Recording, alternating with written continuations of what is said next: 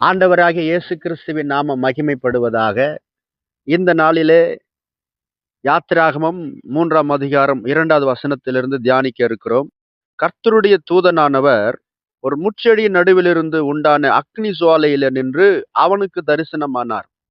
அன்பானவர்களே, மோசே என்பவன் அவனுடைய மாமனாருடைய ஆடுகளை மேய்த்துக் கொண்டிருந்தான். ஓரேப் என்ற மலை அடிவாரத்தில் ஒரு முட்புதர் இருந்தது. அந்த முட்புதர் எரிந்து கொண்டிருந்தது. அதில கர்த்தருடைய சத்தம் கேட்டது. இதுவரைக்கும் காணாத ஒரு அற்புத காட்சி அவன் கண்டான். முட்புதர் என்று சொன்னாலே வேதத்தில் சாபத்திற்கு அடையாளமாய் சொல்லப்பட்டிருக்கிறது.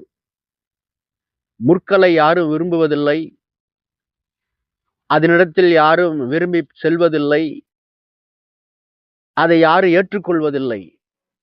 அப்படிப்பட்ட முற்புதலிலிருந்து கர்த்தர் பேசி இந்த மோசேவை அழைத்து அவனை அடிமையாயிருந்த இஸ்ரவேல் ஜனங்களை விடுவிக்கிற ஒரு இரட்சகனாக, 30 லட்சம் ஜனங்களை வழிநடத்தக்கூடிய ஒரு தலைவனாக, அற்புதங்களை செய்கிற ஒரு பாத்திரமாக எடுத்து வல்லமையாய் பயன்படுத்தினார். பிரியமானவர்களே, இன்றைக்கு நீங்கள் ஒரு வேளை இந்த முள்புதர் போல காணப்படலாம். மற்றவர்களால் மறக்கப்பட்டவர்களாக, புரோஜனமில்லாதவன், சபிக்கப்பட்டவன், ஒன்றத்துக்கும் லாக்கி இல்லாதவன் என்று நீங்கள் விரும்பத்தகாத விதத்திலே இன்றைக்கு காணப்படலாம்.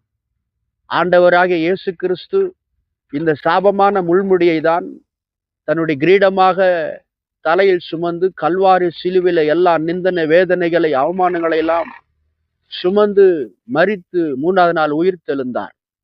அவர் இன்றைக்கு உங்களை தெரிந்து கொண்டிருக்கிறார். உங்களை ஒரு அதிசயமான, ஆச்சரியமான பாத்திரமாக நிச்சயமாக மாற்றுவார். உங்களுக்குள்ள அவர் வந்து தங்கியிருக்கிற காரணமே எல்லாருக்கும் ஆசீர்வாதமான ஒரு பாத்திரமாக நீங்கள் இருக்கும்படி அவர் சித்தம் கொண்டிருக்கிறார். யாரெல்லாம் உங்களை ஒன்றுக்கும் பிரயோஜனம் இல்லாதவர்கள், விரும்புகிற விதத்திலே இல்லை என்று உங்களை ஏளனமாய் பேசிக்கொள்கிறவர்கள், மறக்கப்பட்டவர்கள், காணக்கூடாத நிலையில நீங்கள் இருக்கலாம். ஆனால் கர்த்தர் உங்களை செலக்ட் பண்ணியிருக்கிறார். மோசே எடுத்து வல்லமையாய் பயன்படுத்தினது போல அநேகருக்கு உங்களை கர்த்தர் ஆசீர்வாதமாய் மாற்றுவார். உங்களுடைய சாபங்கள் நீங்கும், உங்களுடைய இல்லாமை மறையும். ஏனென்றால் எல்லாம் உடையவர் உங்களுக்குள்ள வந்து தங்கியிருக்கிறார்.